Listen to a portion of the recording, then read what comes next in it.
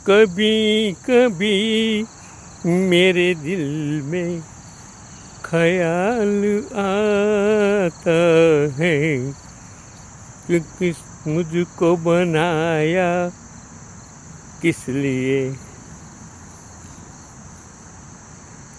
आप बोलेंगे गलत क्यों बोला? नहीं, मैं मेरे लिए बोलता हूँ।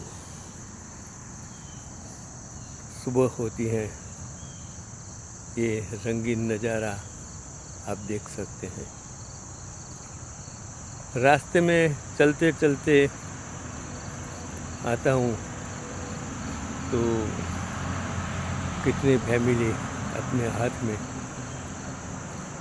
एक और छोटा बच्चा और दूसरी एक और छोटा कुत्ता। यहाँ कुत्ते को कुत्ता कहना गलत है। तो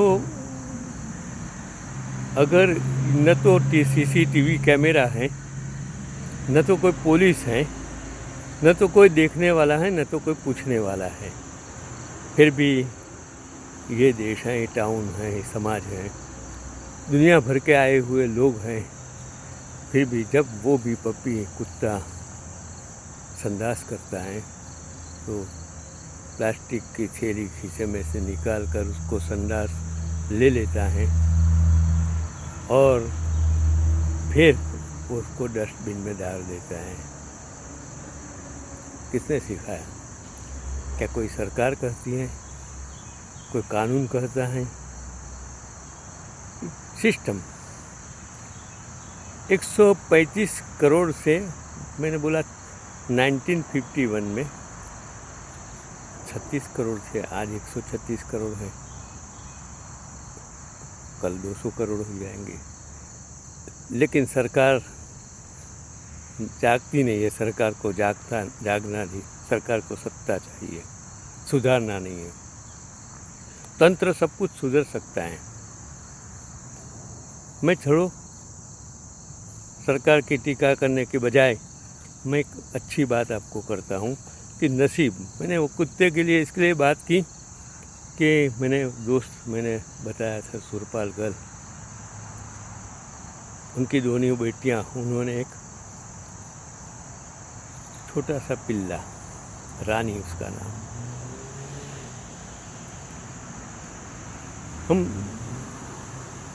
कितनी जगह घूमने गए, उनकी गाड़ी थी, उसकी गाड़ी में मुझे उनके साथ अगली सीट पर बिठाते थे सुरपाल भाई गर्ल, और जहाँ भी जाते थे हम साथ में जाते थे। देखो, यहाँ तो सब रिस्पेक्ट होता है, कुत्ते का भी रिस्पेक्ट होता है। वो रानी, हम नसीबदार इसके लिए कहता हूँ कि वो गाड़ी में नासिक में भी दर्शन किया, सब मंदिरों में साथ में जाते थे, दर्शन करती थी, दर्शन का मतलब ले जाते थे, और वैष्णो देवी तक वो मेरे साथ चल के आई थी। तो कितना नसीब उसका। और उन दोनों बेटियों ने जो उसको इतना संभाला था कि अगर कैंसर हो गया था तो इसकी इतनी ट्रीटमेंट की थी, और जब वो एक्सपायर हो गई तो विधिवत उसका दफन किया था। मैं ये कहना चाहता हूँ कि आज इंसान की कीमत कुछ नहीं है भारत में। अगर ये लड़कियाँ मेरी स्ट्रीट में, कोई भी कुत्ता, कोई भी पिल्ला बीमार हो, तकलीफ हो, तो वो दवाखाने ले जाती थी, उसको ट्रीटमेंट कराती थी। मेरे घर वो भरत है, वो कोई भी प्राणी, मतलब कोई पक्षी ऊपर गिर के आया हो, कोई भी, मेरे वहाँ आज भी कितनी बिल्ली हैं कि जनरेशन से जनरेशन चलती हैं, कोई बीमार पड़ती हैं उसको ले जाती हैं। यहाँ भी आप सोच नहीं सकते। मैंने अमेरिका की बात इसलिए करता हूँ कि आप कोई भी प्राणी को, पालतू प्राणी को घर में रख सकते हैं, लेकिन उसका टाउन में से लाइसेंस लेना पड़ता है। टाउन में से देखने के लिए आते हैं, उसका चेकअप होता है, आपको चेकअप करके उसका सर्टिफिकेट देना पड़ता है और लाइसेंस का पैसा भी भरना पड़ता है। आप यहाँ देखिए, कहाँ भी आपको कोई कुत्ता, कोई गधा, कोई भी प्राणी आपको इस अमेरिका में कहीं भी रोड पर नहीं दिखेगा। हाँ, हरण दिखेंगे। हरण को मारने के लिए भी आपको लाइसेंस लेना पड़ेगा। अगर बिना लाइसेंस आप मारेंगे, और उसका भी कंट्रोल होता है, हर साल कितना कंट्रोल करना, कितना मारना, उसका भी लाइसेंस होता है। प्लानिंग, इस देश का प्लानिंग है। आप बोलेंगे तो भाई यहाँ वस्ती कम है, वस्ती कम हो या ज़्यादा हो, टेक्नोलॉजी आज इतनी आपके पास आ गई है, आप उसका उपयोग कर सकते हैं। और वो टेक्नोलॉजी से आज 136 करोड़ को एडमिनिस्ट्रेशन सुधार सकते हैं, लेकिन आपको सुधारना नहीं है। आपको हर रोज़ टीवी पर एक इंसान मर गया, उसका पूरा दिन डिबेट करते अरे भाई रोड पर कितने मर जाते हैं, आज हॉस्पिटलों में कोरोना का प्रॉब्लम्स हैं। आप मीडिया वाले को कुछ पता है आप क्या कर रहे हो?